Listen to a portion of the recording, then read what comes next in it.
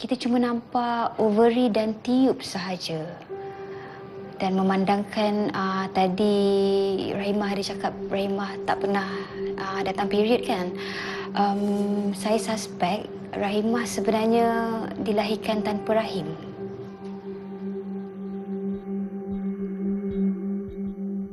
Assalamualaikum dan salam sejahtera. Senang sekali saya dapat bertemu dengan anda sekali lagi dalam Soal Drama secara langsung di NTV7 dan juga dipancarkan secara langsung di Facebook Cool FM. Dan pada malam ini kita nak bercakap tentang drama yang belum pun dia memulakan siarannya di TV3, baru sahaja dipromosikan tapi dah mengundang macam-macam kata-kata daripada netizen, daripada masyarakat kan, yang mengatakan drama ini ada unsur-unsur lucah. Yang saya maksudkan drama Rahimah Tanpa Rahim baru saja selesai siarannya pukul 7 hingga 8 malam tadi, episod keempat. Jadi drama ni panjang, keseluruhannya 28 episod. Dan malam ni kita nak membincangkan tentang subtopik yang dibawakan dalam drama Rahimah Tanpa Rahim ini, mengenai wanita yang tidak memiliki rahim. Tapi sebelum tu, saya harus terangkan kepada anda yang membuat usikan nakal lah konon-kononnya. Kalau TV3 buat Rahimah Tanpa Rahim, lepas ni bolehlah buat drama yang lelaki pula, Zakaria Tanpa Tut-Tut-Tut. Awak faham sendirilah apa dia tu kan. Dan saya katakan ini hasil dari ketidakfahaman masyarakat tentang rahim bukannya alat sulit wanita. Jadi untuk katakan lelaki pun boleh buat drama Zakaria Tanpa Tut-Tut-Tut tu, awak sedang membandingkan buah apple dengan buah kedondong. Dan ini sangat tidak adil dan sangat menunjukkan bahawa kita tak tahu tentang masalah sebenar ini. Malam ini dalam pertemuan kita dugaan tanpa rahim ni yang kita ambil dari drama Rahimah Tanpa Rahim, bersama saya di studio. Senang saya dapat duduk dekat kursi baru, ada tetamu walaupun terpaksa pakai face shield ni kan. Saya bersama dengan Profesor Datuk Dr. Harlina Siraj. Beliau adalah Profesor Obstetrik dan Ginekologi dan Pendidikan Perubatan di Universiti Kebangsaan Malaysia. Assalamualaikum Datuk. Waalaikumsalam warahmatullahi wabarakatuh. Senang saya Datuk dapat temankan pada malam ni dan nak memberikan penerangan kepada masyarakat penonton. Kita nak ambil daripada drama Rahimah Tanpa Rahim ini, dan juga apa sebenarnya yang perlu difahami oleh masyarakat. Dan bersama kita secara virtual malam ni Datuk adalah pengasas, ini dia MRKH ni. Nanti kita terangkanlah apa MRKH ni, pengasas MRKH Malaysia, iaitu Wani Ardi. Assalamualaikum Wani. Waalaikumsalam. Kalau anda tengok wajah Wani ni, tadi dia lah doktor yang bagi tahu kat Puteri Aisyah tak datang period semua tu. Jadi dia pelakon tambahan. Dan kita ada beberapa soalan yang kita nak tanyakan nantilah. Datuk, mungkin kita boleh mulakan. Wanita tanpa rahim ni, apakah satu fenomena yang biasa di Malaysia atau kenapa masyarakat masih tak faham lagi tentang hal ni? Baik. Mungkin terima kasih Zuan. Sebelum tu saya nak cakap juga, Encik Abdul Rahim tak ada rahim. Betul. Kan? Walaupun nama dia Abdul Rahim Okay. Dalam konteks ini sebenarnya saya rasa ni satu peluang untuk mendidik masyarakat bahawa ada keadaan yang sindrom yang nama dia selalu, kalau kami sebut Mullerian dysgenesis saja. Tapi kalau ni dikata Meyer, Rokitansky, Kuster, Hauser. Okay? MRKH. So sindrom itu, MRKH ini adalah satu sindrom yang melibatkan adanya masalah dari sudut perkembangan uterus atau rahim dan juga vagina ketika bayi perempuan itu, janin perempuan itu berkembang dari sudut embryologi dia. So maknanya ini adalah masalah sejak lagi dalam rahim lagi. Dan boleh dikenal pasti sejak dalam rahim Tidak. Yang ini tidak Jadi tentu sekali kalau kita lihat ada banyak perkara yang berlaku. Antaranya ada satu ductus Mullerian tu, ni nama asal pada struktur yang akan akhirnya menghasilkan rahim.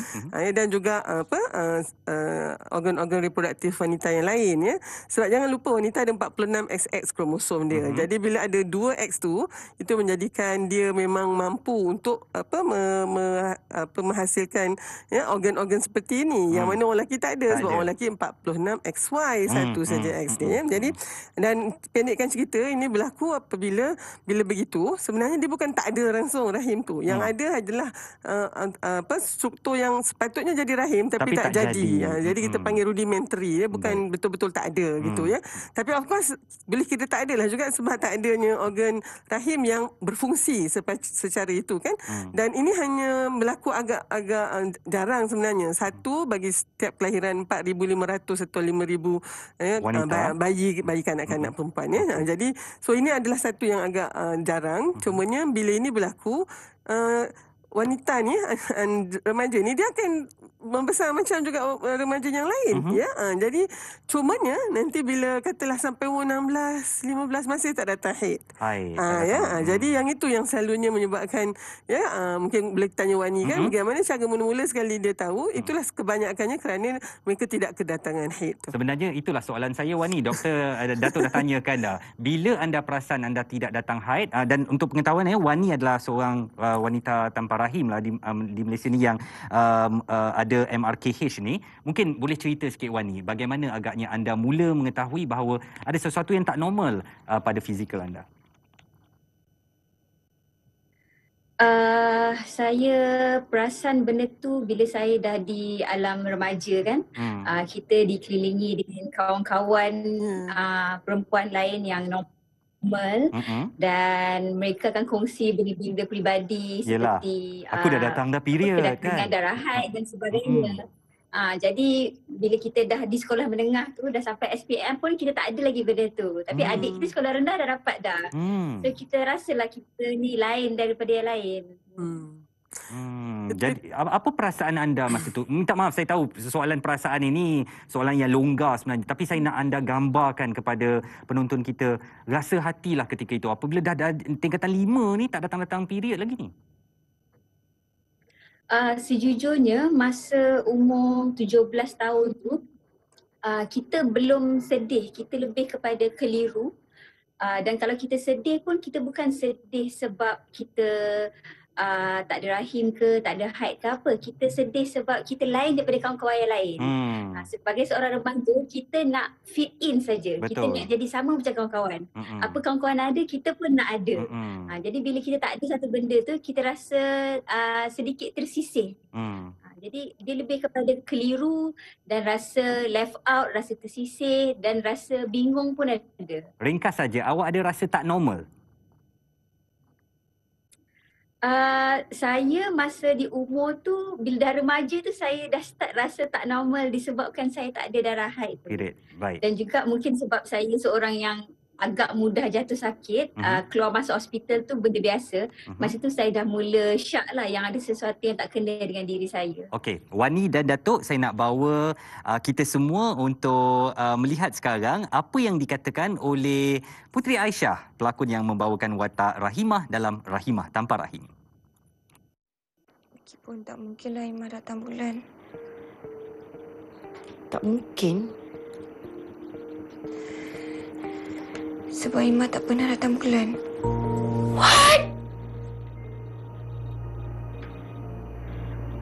Okey, bagi pandangan Puteri, watak Rahimah ni watak yang berat. Yelah sebab dia dibesarkan dalam keadaan yang tak cukup kasih sayang. Sampailah satu tahap, dia dapat tahu yang dia ada sindrom MRKH. Dia tak boleh nak mengandung.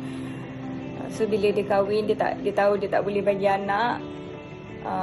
Itu pun dugaan yang dia kena lalui lah. First, bila dapat tahu karakter ni, Puteri memang clueless. Puteri memang tak tahu macam mana nak relatekan Puteri dengan Rahimah ni. Kak Zai, which is Puteri punya producer, suggest nama Kak Wani Adri untuk Puteri refer ataupun nak tanya apa-apa soalan. Sebab Puteri memang zero knowledge pasal MRKH syndrome ni.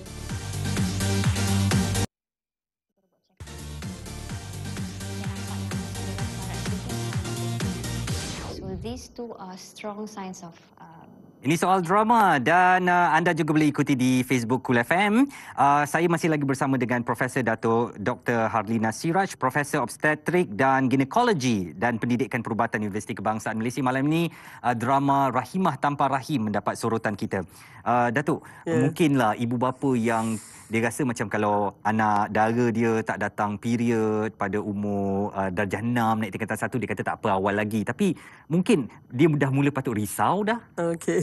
Baik, Izwan, sebenarnya begini ya. Saya ambil peluang ni untuk menyatakan dan mendidik kita semualah bahawa apabila anak perempuan kita kedatangan haid dia tu, sepatutnya ibu ayah ni sujud syukur. Oh, anak dia normal. Kerana anak tu normal ya. Maknanya normal tu sebagaimana wanita lah ya.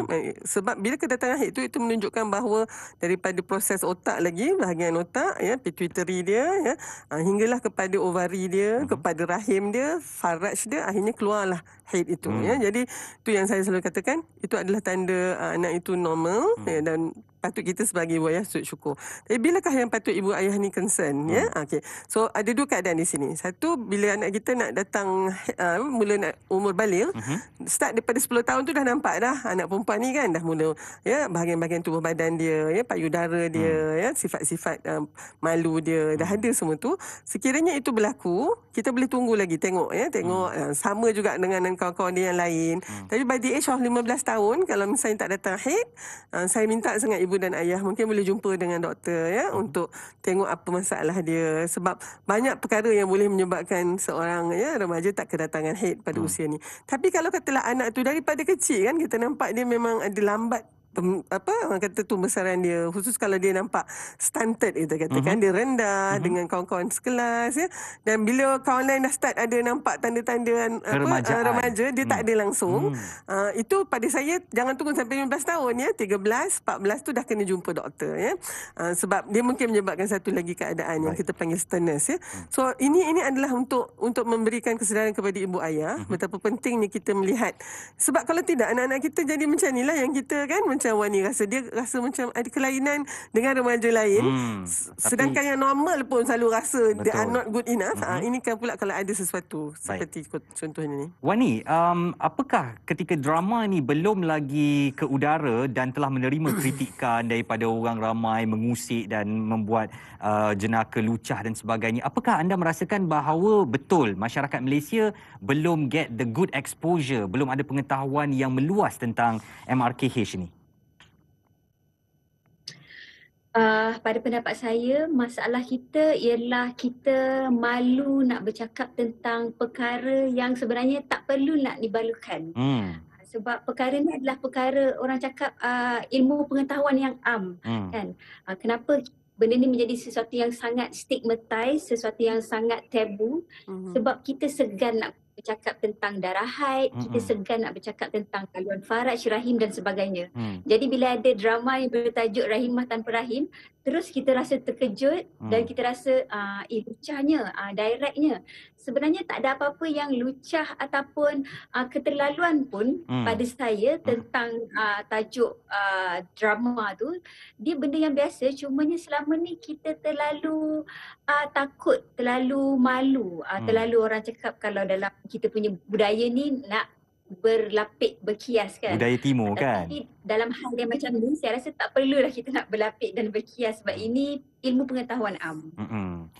Datuk, apakah ada kes-kes yang pernah Datuk jumpa yang merujuk mengenai ketiadaan rahim ataupun perkara-perkara lain lah yang sebenarnya saya sebagai lelaki saya pun tak tahu, macam adakah masalah yang akan datang ke bahagian faraj dan sebagainya? Baik. Okey, terima kasih. Saya sangat setuju dengan Wani dan cara dia berfikir. Sebenarnya wanita ni, dia punya harga diri, dia punya nilai tidak letak pada rahim dia. Yang tu message yang sangat penting. Ya, maknanya of course bila alhamdulillah kita ada rahim itu, bolehlah kita ya hamil ya, dan melahirkan zuriat. Tapi kalau tidak ada pun, dia tidak menjadikan kita separuh wanita. Ya, jadi itu antara perkara yang mungkin kita kena pastikan ya, perbincangan dia adalah untuk melihat kepada aspek seorang manusia itu secara keseluruhan dia ya. Okey. Jadi cuma kalau kita lihat ya, dalam konteks ini ada wanita juga yang kehilangan rahim ni Izwan, ketika mungkin ya bila dia lahir dengan rahim ya, boleh melahirkan anak tapi ada komplikasi. Yang ini biasalah kami sebagai pakar ni nanti terpaksa buang rahimnya tu kerana mungkin pendarahan yang tidak terkawal. Maka selepas itu dia akan hidup sebagai wanita tanpa rahim ya. Dan ketika ini kita nampak sama ada suami dia tu melihat dia sebagai seorang wanita yang lengkap atau tidak. Contohnya kan.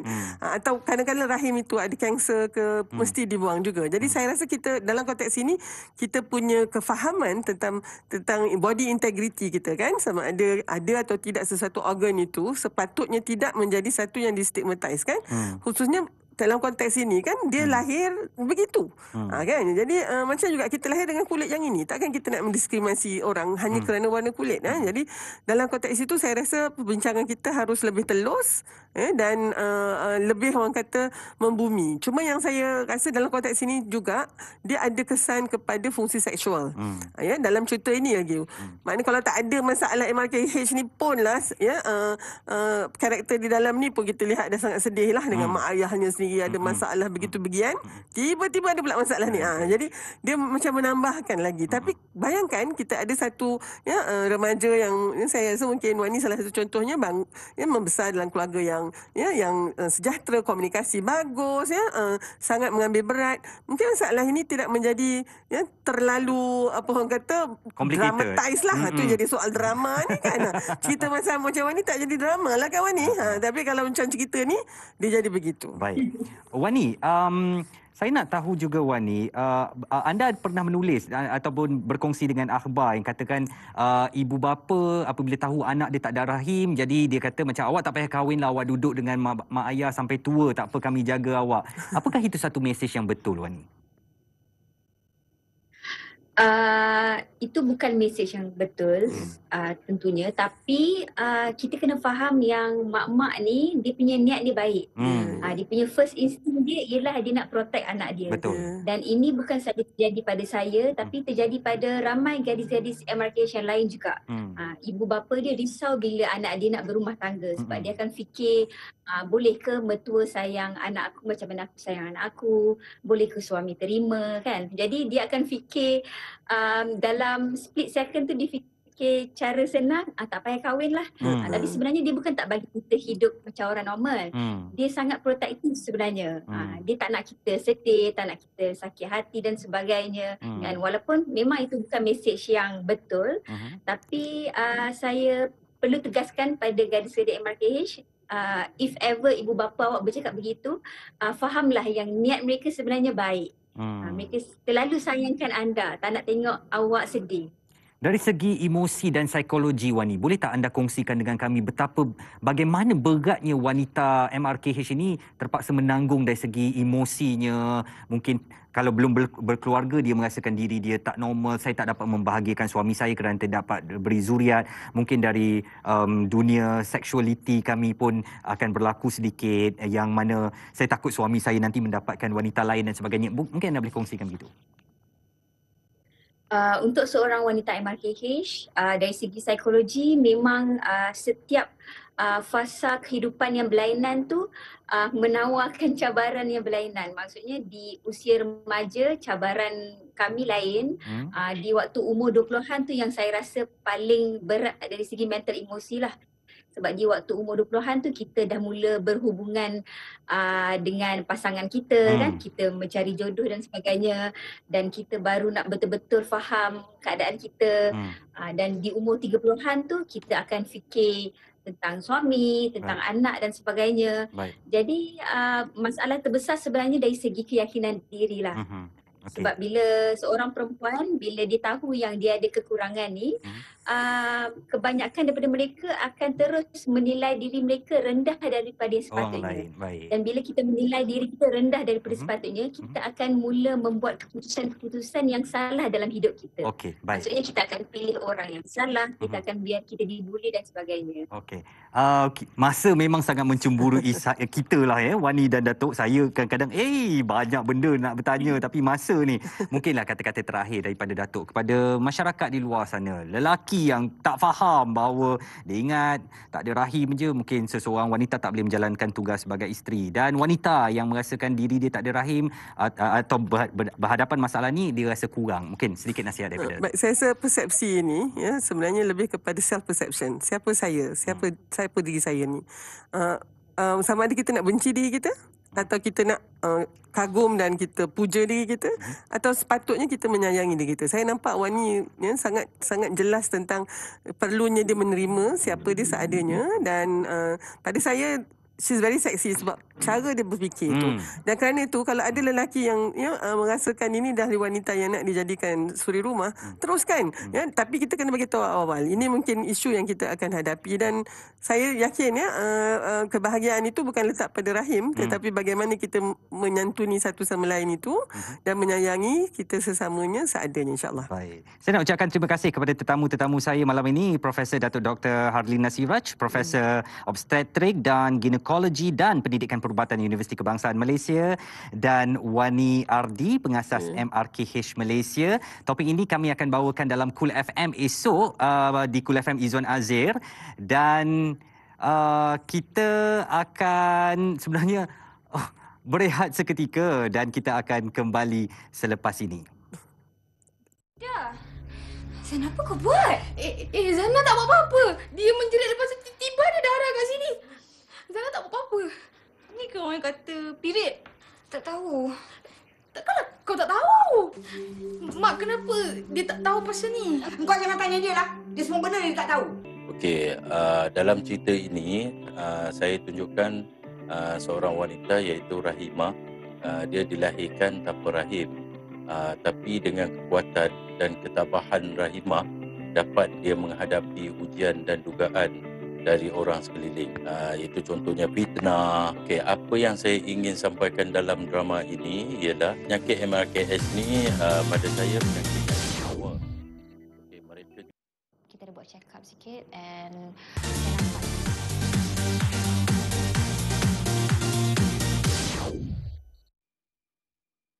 nampak sindrom Mayer-Rokitansky-Kuster-Hauser. Maksudnya sindrom ni perempuan dilahirkan tanpa rahim dan tanpa saluran faraj ataupun saluran faraj dia pendek. Saya katakan dari awal dahulu bahawa drama-drama Melayu yang diterbitkan mutakhir ini bukan saja berkisar kepada masalah-masalah atau tema klise seperti yang ditonjolkan dahulu, masalah rumah tangga, rampas-merampas, orang kaya menindas orang miskin. Tetapi hari ini pengarah-pengarah kita telah pandai untuk memasukkan beberapa subtema yang sebenarnya membuatkan kita berfikir. Saya tidak terkejut apabila ramai daripada penonton-penonton yang memberikan reaksi mereka apabila nama Rahimah tanpa rahim mula diperkenalkan.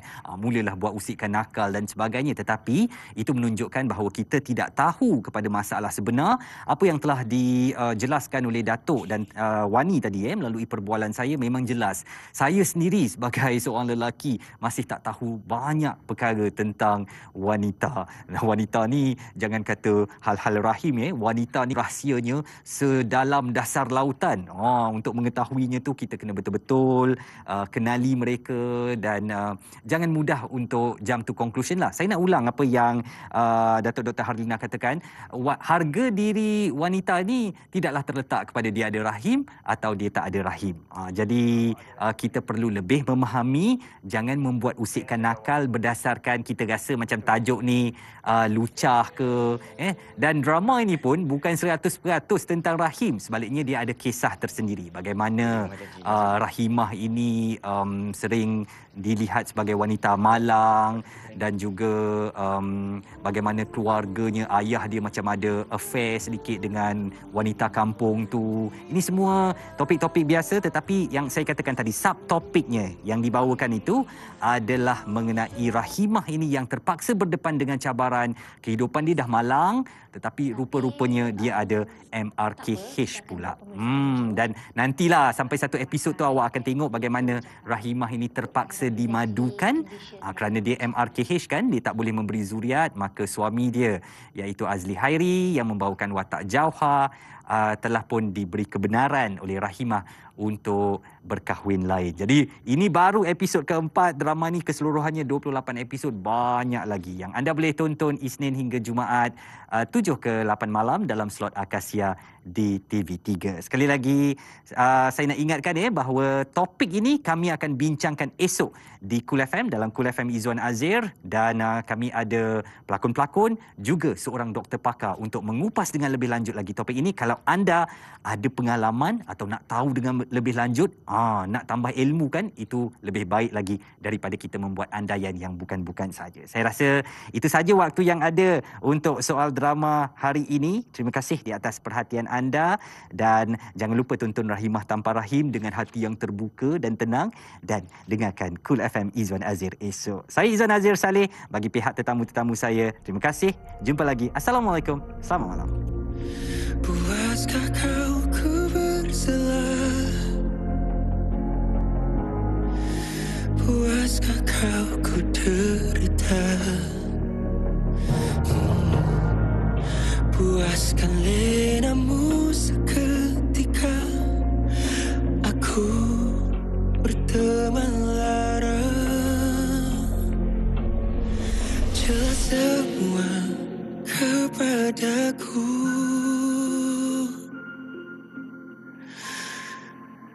Kenapa